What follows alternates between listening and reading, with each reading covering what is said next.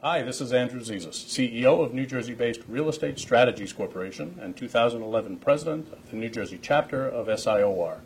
I have the pleasure of being joined today by Mark Batesh. Mr. Batesh is the President of KBA Lease Services and Visual Lease.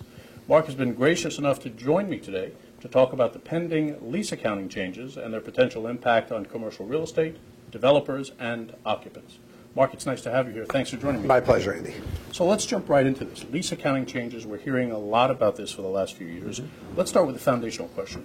FASB, IASB, who are they? Why are they important? Okay, so FASB and IASB are sister organizations. The FASB is the Financial Accounting Standards Board based here in the U.S., and the IASB is the International Accounting Standards Board based in the U.K. Okay. These two organizations set the ground rules for what proper certification is by certified public accountants and similar professionals around the world.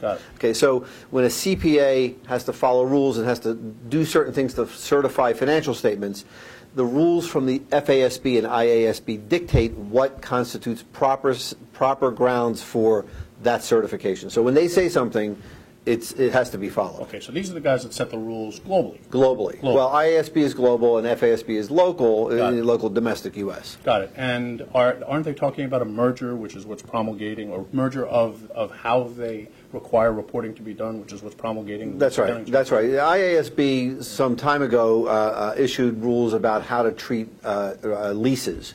And the U.S. has not followed those same rules, and so now what's happening is as the economy goes more global, the idea is to have a single set of standards so that accounting professionals in this country and other countries all follow the same ground rules, and that way people that read financial statements have a consistent basis to compare one financial statement to another. They have the same rules across countries, no matter what. Okay, so they're looking for parity and consistency of financial reporting as it relates Absolutely. to leases. Correct. Okay, so lease accounting changes.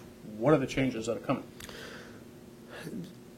So if you step back a little bit and think about the way most leases are treated on the books of most companies, a lease is nothing more than a contract with an expense attendant to it. So as you, for a real estate lease, for example, as you occupy the space, you charge the rental expense as an expense of the company. It charges against the P&L, and it's a one-time event. It happens every month, but it happens each year without real regard to what happens in subsequent years. So if you sign a 10-year lease, it really is only showing up on the books for each year as it occurs. Right.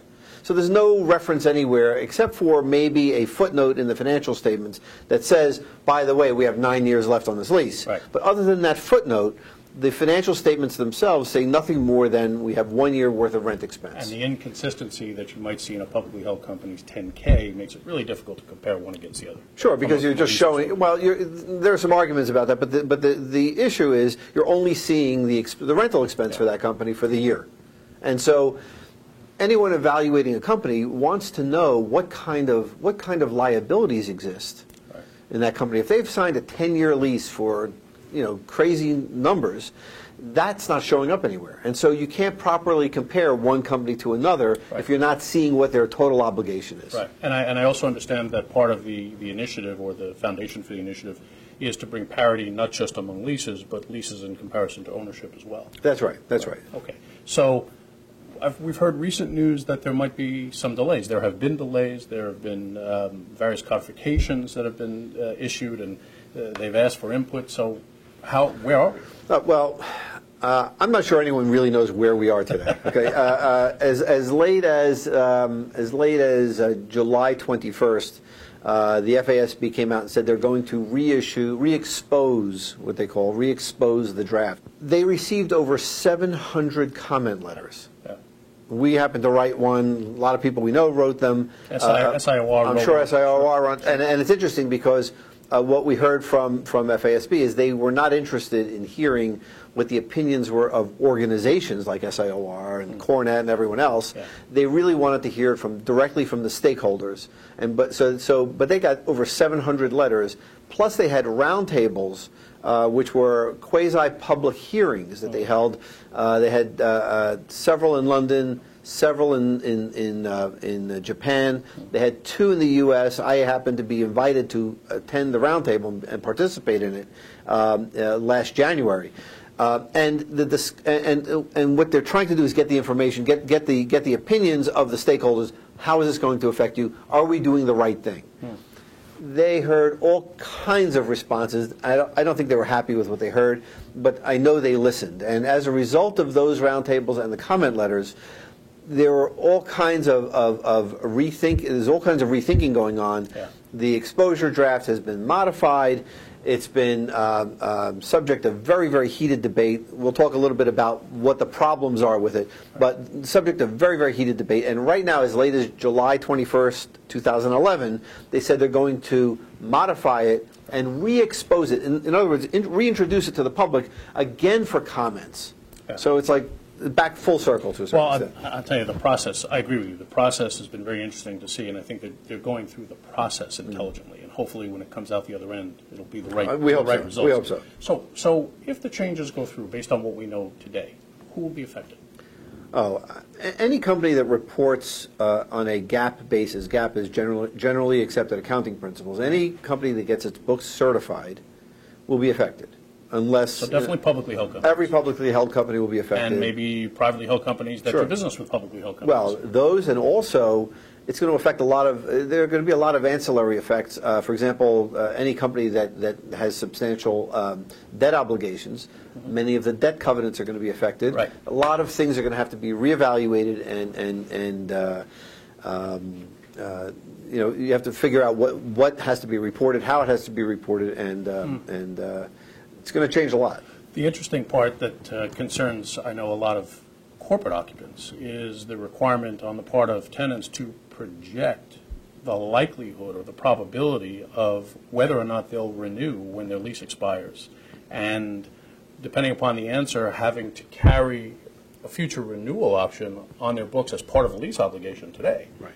A, who knows what you're doing 6 or 11 years from now? B, who knows what the market conditions will be like? And what if you're wrong in your projection? Oh, sure. Well, there are a few things going on. So what you're really referring to is the fact that you have to take leases now and treat them as assets. Right. So just for those who don't understand this and what's going on, if you have a 10-year lease where you're paying $1 million a year in rent, you have to treat that as a $10 million purchase. Right.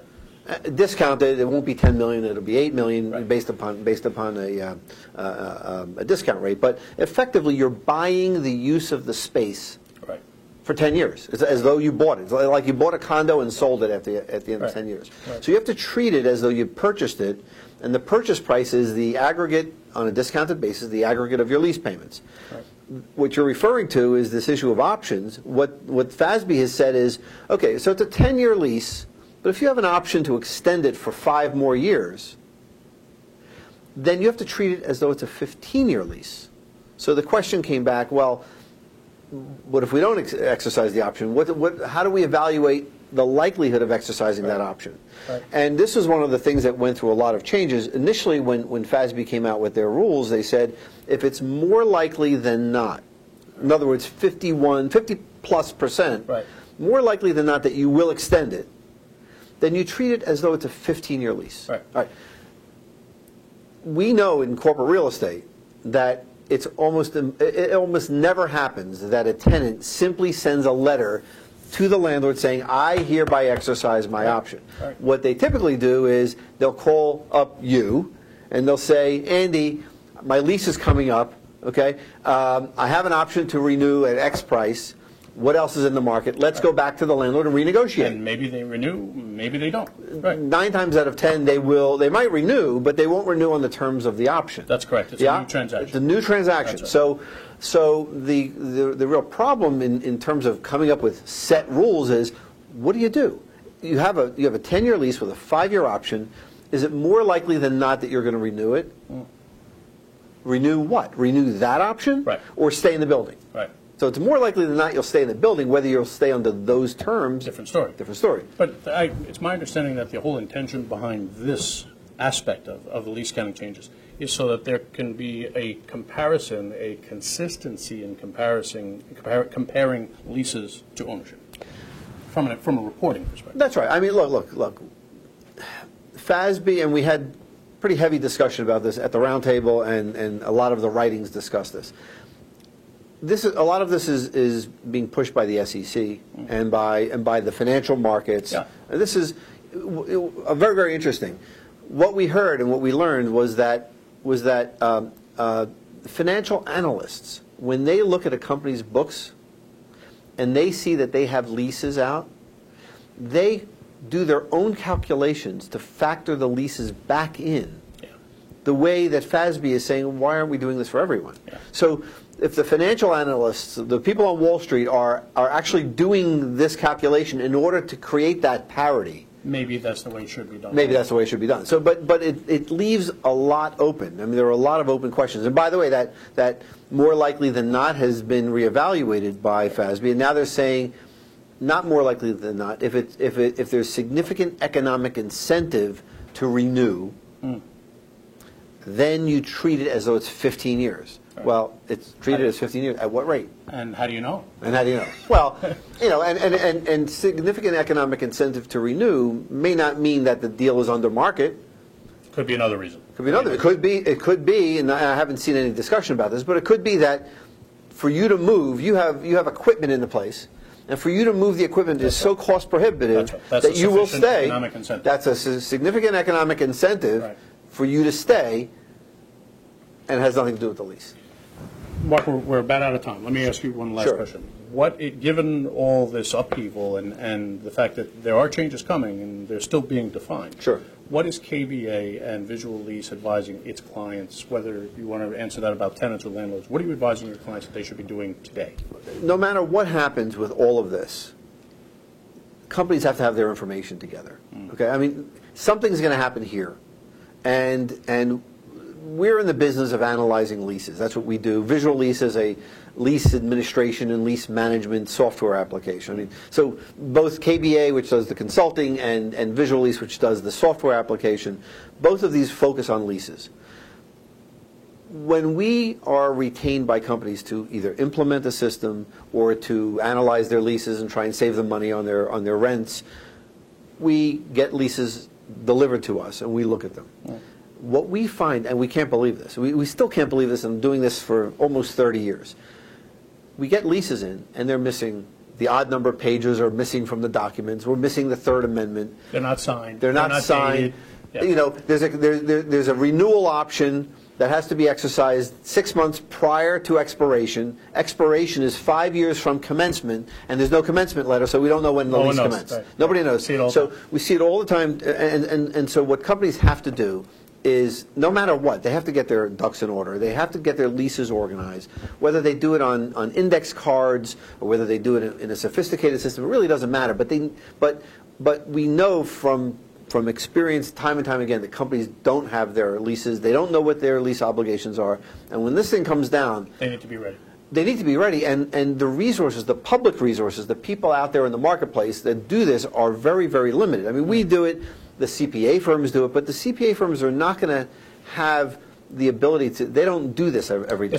This is your expertise. This is not theirs. No, but there's going to be a glut on resources. Right. They're not going to have the resources out there. So people should be doing this now. They have to do it anyway. So to wrap up, the watchword is be prepared. Be prepared and get your ducks in order. And it can't do anything but help you save money and keep yourself organized. Mark, this has been great. My pleasure. Thank you very much for being here. You're quite welcome. This is Andrew Zizas at SIOR with Mark Patesh of KBA Lease Services and Visual Lease saying thank you for watching.